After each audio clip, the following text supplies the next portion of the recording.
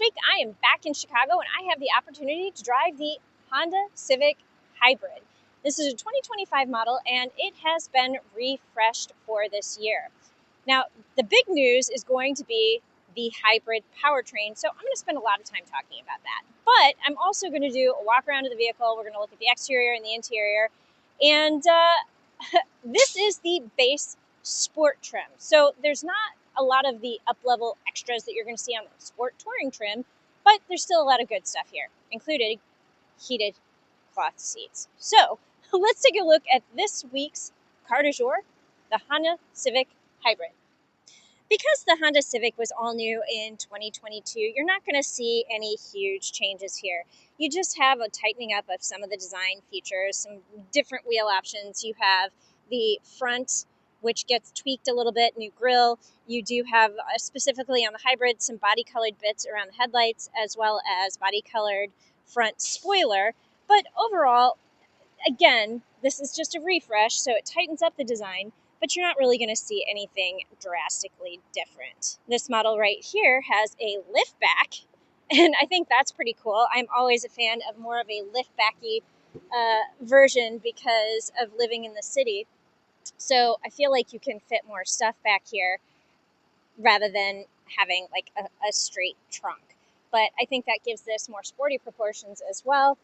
And because this is the sport model for the hybrid, again, this is a more basic version of the vehicle, so you're not going to see a lot of up-level options and features. And you can see that specifically when you come inside, because you do have the cloth seats and a smaller screen. You don't have a full digital display, and when you power it up,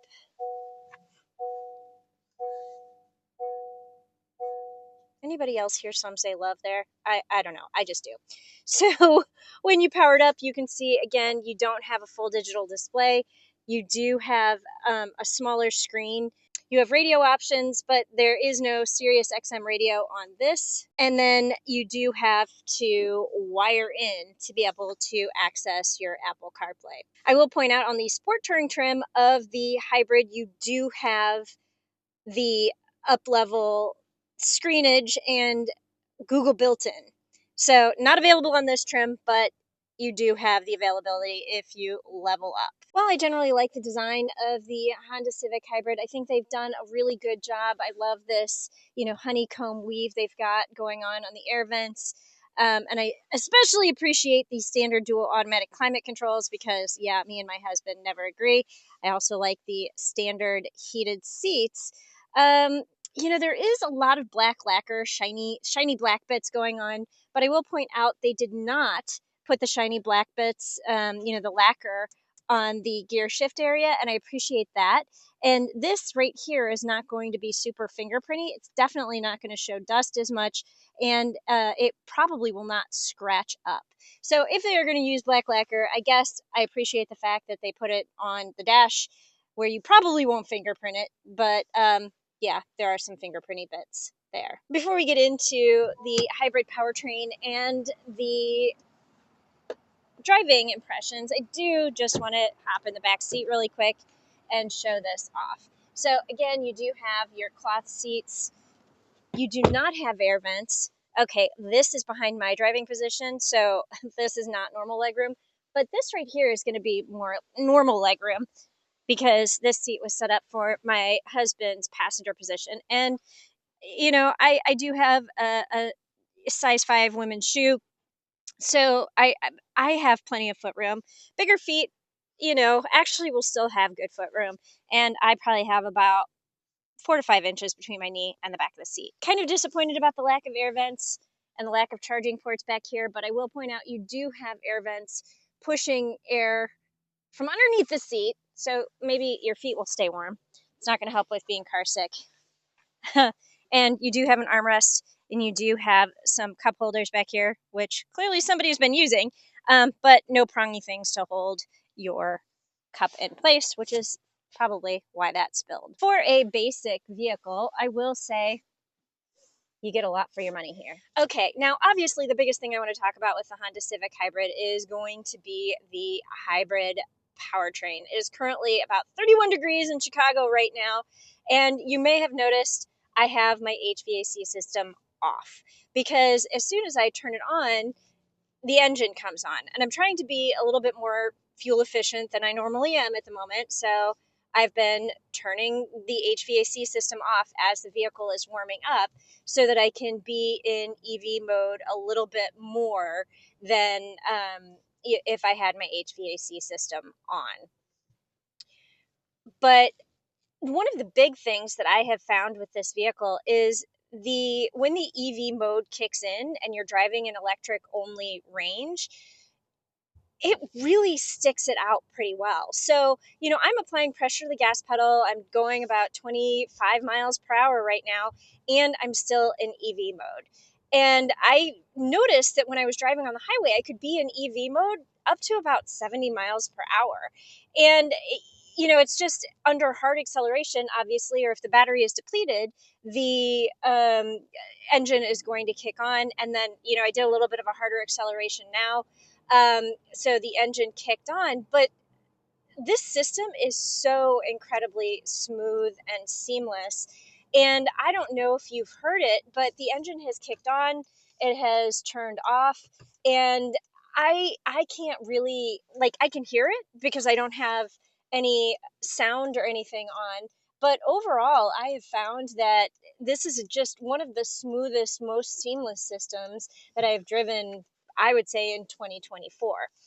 Um, I don't know. I had the opportunity to do a quick spin in this vehicle and the Ann Arbor North American Car, Truck, and Utility Vehicle of the Year drives, and I was really, really impressed with it and knew I needed to spend more time with this vehicle. And in the week that I've been driving it, I am still really impressed. Okay, the downside that I've noticed is, okay, as the vehicle is warming up, if I want to stay fuel efficient, I've got to turn the HVAC off. But what I've been doing is, okay, it's, a couple minutes until I get to the highway. Then when I get on the highway and I'm accelerating, things are going to warm up. I turn the HVAC on. And at that point, the engine is warm and you're getting the benefit of that as well.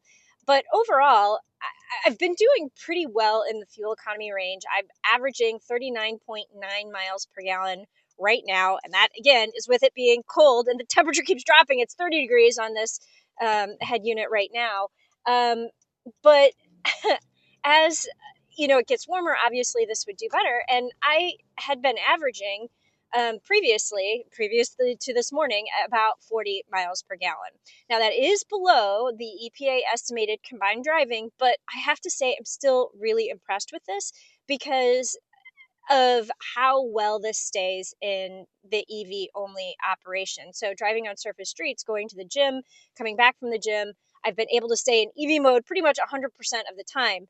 And then I noticed when I was driving on the highway, as long as I kept it in cruise control and wasn't like, pressing the accelerator pedal here, there, it did a really good job of catching EV mode even at higher speeds. So this is a 2-mode hybrid system, which means it has 2 electric motors. And, combined power output for this vehicle is 200 horsepower. It's 232 pound-feet of torque. And as the Honda press release says, that is, with the torque number, that is the most power you get in a Civic outside of the Type R. So, you get this really incredible fuel-efficient savings in addition to a really peppy ride and handling. And I guess this is me rambling and saying I really, really am enjoying this hybrid powertrain system.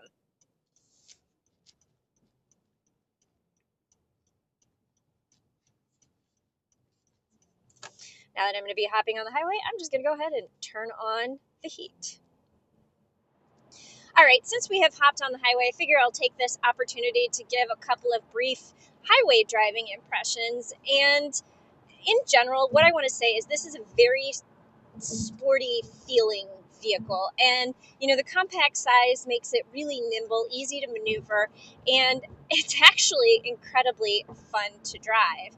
And I've played around with the adaptive cruise control, and I found that that also works really well when you set it at a speed, and it does a great job of knowing when vehicles are getting ready to merge in, when there's a vehicle in front of you. It slows down. It can go all the way to a stop, which sometimes we don't see in Honda vehicles. And so overall, I've been very pleased with the lane keep assist as well as the adaptive cruise control. Now, I will say there is a little bit of road noise creeping into the cabin. I feel like I've increased the volume of my voice since getting on the highway, but when I was listening to podcasts or I turned the radio on, it wasn't something that I noticed egregiously. It didn't creep up over the audio of the vehicle. So, this is and it's pretty smooth on the highway as well, but there aren't any potholes at the moment. So it just generally feels pretty good on the highway, but the road noise is something to notice. And I don't know if you can hear that at all creeping into the cabin, but it is noticeable. But overall, pretty nimble. I really like how this drives. Very comfortable. The seats are even comfortable. And yeah, hybrid powertrain, thumbs up. Handling on the highway also gets a thumbs up. As this is the base sport hybrid, I did want to do just a quick tech overview in terms of the tech features that this specific vehicle has. So, you know what? We're going to start right here. And this is a half digital cluster. I find that a little bit weird. So, this right here is analog, and then that right there is digital. It doesn't have too much of an opportunity to switch what is going on in that space. But you do have a couple of options in terms of being able to configure the space behind the digital area. But yeah, you don't really have too many options in terms of what you can do with this. So I don't know. I mean, I just think that a half digital cluster is a little bit weird, but maybe that's just me. So yeah, and again, you just don't even have that much of an option in terms of what you can put back here. So I just typically keep it on range and average fuel economy. Again, you have the smaller screen. You don't have XM radio. You just have AM and FM. You can wire in for Apple CarPlay, and then you'd have access to your Apple Music or whatever streaming service you would use. You can access through your phone mirroring system. You do have dual automatic climate controls. You have heated seats, no ventilated seats. You do have the push button start. You have your gear shift, which is on the console area rather than on the column. I know a lot of people tend to like that. But you just have a basic rear view mirror. You do have a backup camera, but not an around view camera. But I will say you do have dynamic guidelines, which I appreciate when backing into my garage. And you do have the ability to change the camera views a little bit, but it's not going to be an around view camera, and you don't get the side views. This does have rear cross traffic alert. So as you're backing out of a space, if it notices that someone's coming at you from either side and you can't see it, but the camera can, it gives you a little bit of an alert. I do like that. But I will say this camera display is a little bit fuzzy. It's not terribly clear, and it does get a little bit grainy at night. In terms of other technology features, I will say that you don't have, and you do have power mirrors, but one of the things that you don't have is going to be power seat. So you have, your manual adjustments for your height, and then you do have a little bar right here in order to adjust your seat. So manual seat adjustments, manual steering wheel adjustments. So very, very no tech option there. But yeah, we've already seen that you don't have air vents or USB chargers in the back. You do have two USB-C chargers here, but really, that is going to be the sum of the technology that you have on this Honda Civic Sport Hybrid. As I wind down this review, I do want to say there is just a lot of good stuff going on here. So EPA estimates that the fuel economy should be about 45 miles per gallon in combined driving, and I'm currently getting 40. And, this doesn't have a huge amount of miles on it, so this still isn't broken in yet. So I imagine the more I drive this and the more anybody else drives this, the more broken in it gets, the better the fuel economy is going to get. And this is already really, really good. I like the design. I like the fact that the base price for the Honda Civic Hybrid is going to be about $29,000. And the liftback, the hatchback, is about $30,000. So what you saw with the very basic materials and features, but heated seats, dual automatic climate controls, $30,000. I think that's a really good price for a hybrid that actually does what it's supposed to do. It gives you generous legroom in the back, a really good, comfortable driving position, comfortable seats. Yeah, there's just a lot of good stuff going on here. If I had to talk about some of the things that I don't like, I guess it would be the road noise that creeps into the cabin when you are at highway speeds, and the fact that you have to have wired in Apple CarPlay. I know the up-level system would probably be wireless, and it does have Google built-in, but